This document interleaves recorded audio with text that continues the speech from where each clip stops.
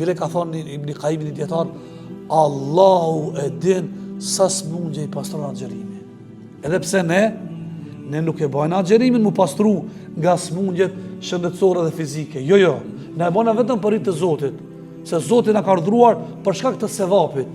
Me automatizëm në brendësinë e saj, ajo është pastrim, rregullim dhe shërim i shumë smundjeve. Kështu e ka thonë, Zoti e di se sa smundje i shëron. Të shumta i shëron.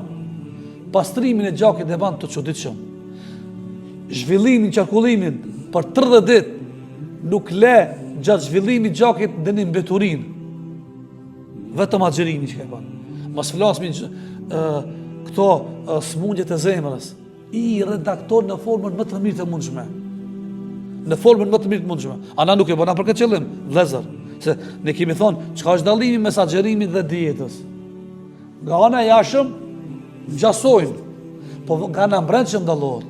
Se ky që ban dietën e ban me qëllim për shëndet. Ana agjerimin për çka e bën anjë? Për Allah, për sevap, nuk e bëna për shëndet na, se Allahu pas ka urdhëruar. E Zoti nuk urdhëron diçka që është keq, po diçka është e mirë dhe është në favor dhe interes të njeriut, qoftë psiqike, qoftë shëndetësore, qoftë fizike, qoftë edhe shpirtërore.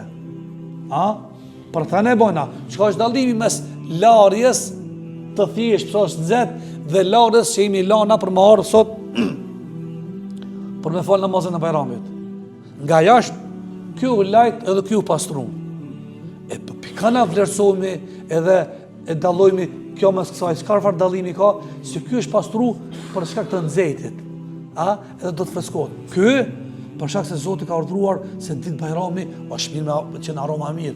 Ky shpërblet, ky nuk shpërblet. Ky thjesht e ka bërë vetëm për freskim. Angana jashtë ngjasojnë njësoj. A pe kuptoni? Ajo që e dallon ibadetin nga adeti, zakoni, është niyeti.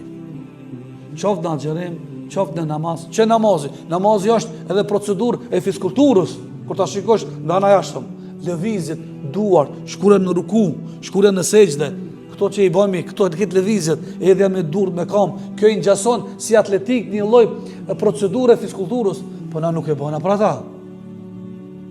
Bile kur kam dëgjuar një herë, forma më e mirë që qarkullon gjakun e trupit njeriu është në cilën formë kur njeriu shkon në sejdë. Sejdë forma që ka forma më e mirë që gjaki më së miri të qarkullon. Nuk i bën bllokat edhe pengesë.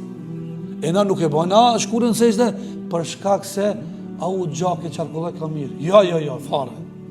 Ne e bëna vetëm për hir të Allahu xhaleshanu, po me automatizëm ajo i ka ato benefitet, ato dobit shëndetësore.